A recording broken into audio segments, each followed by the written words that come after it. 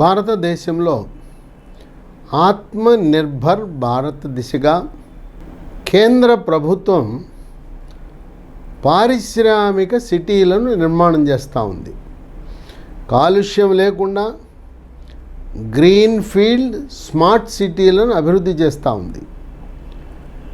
మన అదృష్టం, ఆంధ్రప్రదేశ్ రాష్ట్ర అదృష్టం, కేంద్రంలో ఎన్డీఏ ప్రభుత్వం, రాష్ట్రంలో ఎన్డీఏ ప్రభుత్వం.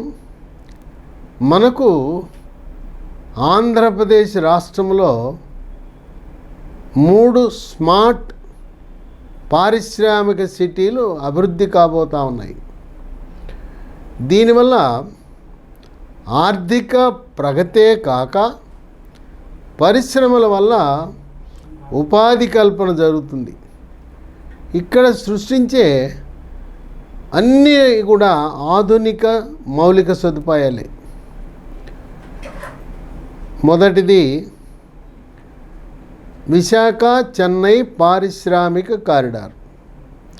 దాంట్లో భాగంగా వైఎస్ఆర్ కడప జిల్లాలో కొప్పర్తి వద్ద 2200 కోట్ల పెట్టుబడితో 26,000 ఎకరాల్లో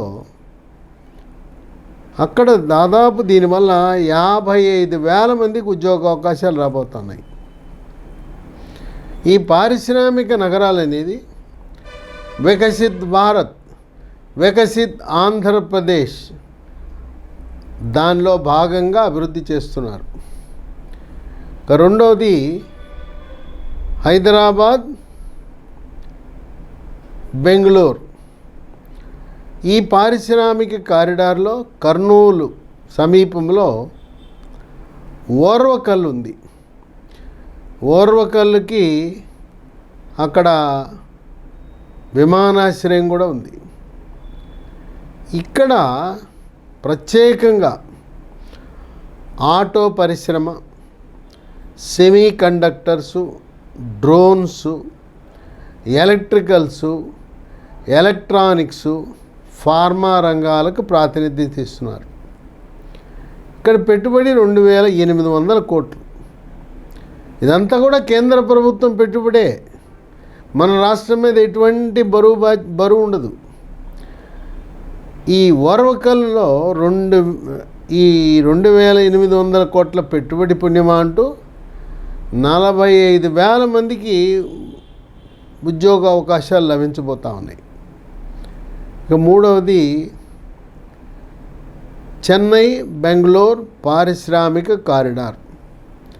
కృష్ణపట్నం వద్ద దాని పేరు క్రిస్ అని పెట్టారు. ప్రధానమంత్రి మోదీ విశాఖపట్నం వచ్చినప్పుడు దీనికి శంకుస్థాపన చేశారు. ఇది 3 దశల్లో నిర్మాణం జరుగుతుంది.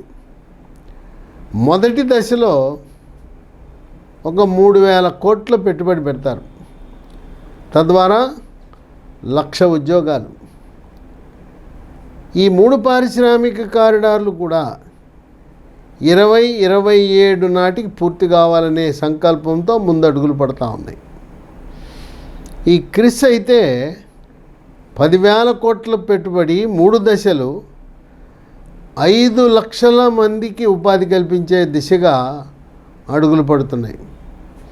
అంటే ఆంధ్రప్రదేశ్ రాష్ట్ర అదృష్టం 3 జాతీయ రహదారులు, విశాఖ చెన్నై, హైదరాబాదు బెంగళూరు, చెన్నై బెంగళూరు 3 కారిడార్లలో ఈ పారిశ్రామిక నగరాల అభివృద్ధితో నిరుద్యోగ యువతకు బంగారం లాంటి అవకాశాలు రాబోతూ ఉన్నాయి. ఇవి నిర్మాణం ప్రారంభమై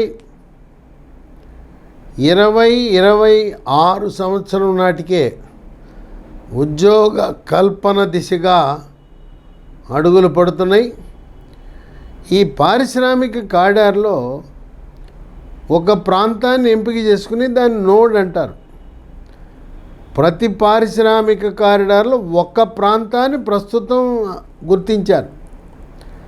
భవిష్యత్తులో మరికొన్ని ప్రాంతాలను కూడా ఈ కారిడార్లో గుర్తించి ఆంధ్రప్రదేశ్ రాష్ట్రం సర్వతోముఖాభివృద్ధి చెందటానికి, ఆర్థికంగా అభివృద్ధి చెందటానికి, నిరుద్యోగ సమస్యని పూర్తిగా నిర్మూలించడానికి ఈ పారిశ్రామిక కారిడార్లు ఎంతగానో దోహదపడతాయి.